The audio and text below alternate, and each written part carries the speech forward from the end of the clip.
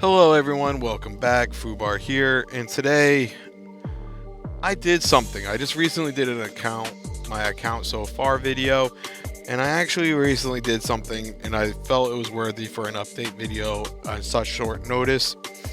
And as you can see by just looking at the screen now, you can see I have an ATG and a Marder howitzer instead of two Liberty howitzers there that were a 7-star and a 6.5. And I'm going to explain that reason there right now.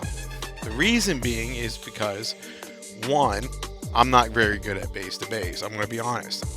Can I learn to be better? Yes, I can. But it's not really my style of gameplay. My style of gameplay is more so being in the field fight and being in the action. I felt that I did need to beef up my defense, and I was looking at ways to do that, and I felt like the ATG, from what I've been seeing from my alliance members, from videos online, that it was actually worthy enough to put into my lineup for a close range base defense. And I chose the Marder howitzer because the Marder howitzer is meant more so for dealing with armored targets, and its camp buff is an enhanced firepower. And whereas a lot of people are like, well, Liberty is more flexible, it has a faster fire rate. Yes, that is true. But for me, it's easier for me to build 2 Marder units, 3 Liberty units, 3 Vanguard units than it is to build all Liberty. So that is the primary reason why it does a good job. It's aimed for armored, so units like the kind of similar to the ATG, but indirectly, because it can be used for tanking attacking bases, and also effective against infantry. But I wanted to give you guys the full progress. So right now we have actually finished the tank tree,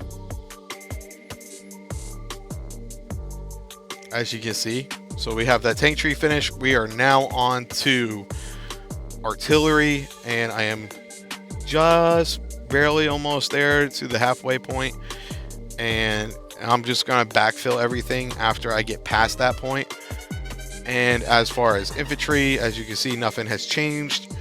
But after I finish sixing out the artillery, I'm coming over here and I'm going to start sixing out this to the halfway point, and then I'm going to get through the halfway point on artillery and work my way down to the end, and then fill in the God of War.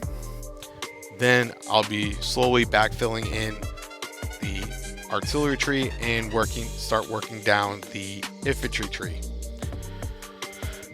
Yes, I'm probably the only player who is going all 4 trees in the advanced combat tree, and the reason for that is because I want to be flexible as possible, and also for the, I should have shown it right off while I was in there, for the final skill at the end, well, next to near final, where it gives you troop damage and troop damage resist, and it also gives you base damage and base damage resist. Now here's the fun fact: between all 4 of these trees you get 50% damage increase, 50% damage resist.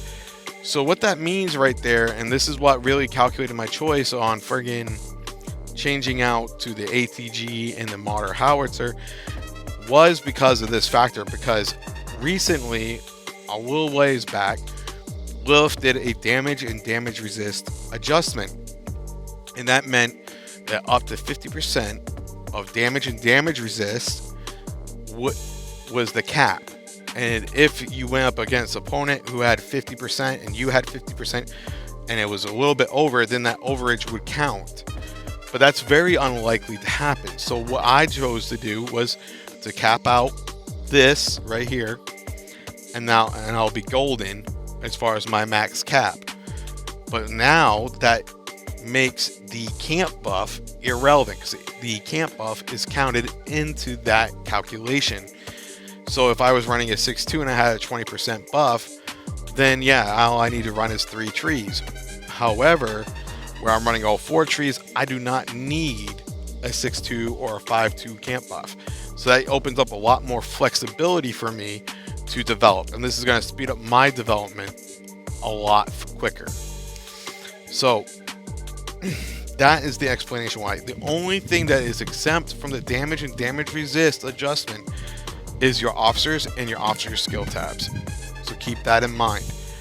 I even went as far as getting confirmation with this from the community managers, Kevin specifically, and he even said that the camp buff does count towards the damage and damage resist, for those who did not know. So we're going to go over and view my units real quick. We're actually starting to get very close to having only needing 2 6.5s for my heli to go 9.2. I am 1 7-star unit away from having a 7.2 mortar howitzer. And as you can see right here, I scrapped my 7.1 heavy, so I had enough prototype pieces to get the ATG without sacrificing my fighter plane. However, I had to lower its grade a little bit. So as you can see right here, we're close to a 7.1 fighter, which is the most important thing right now, because building 2 more 7.1s is not a very big challenge. That can be easily accomplished, so that frees it up. So now the overall plan for Liberty is I'm going to be rebuilding an infantry unit after I get my heli to 9.2, and I will be rebuilding a LIB fighter plane. So that is my current goals as far as that, and that will actually really help with my setup and what I intend to do in the game. So this was a nice short quick video. I hope you guys enjoyed it. If you guys did enjoy the video, please like, comment, and subscribe. And if you guys want to join our community Discord, the link will be below in the description. All right, guys, peace.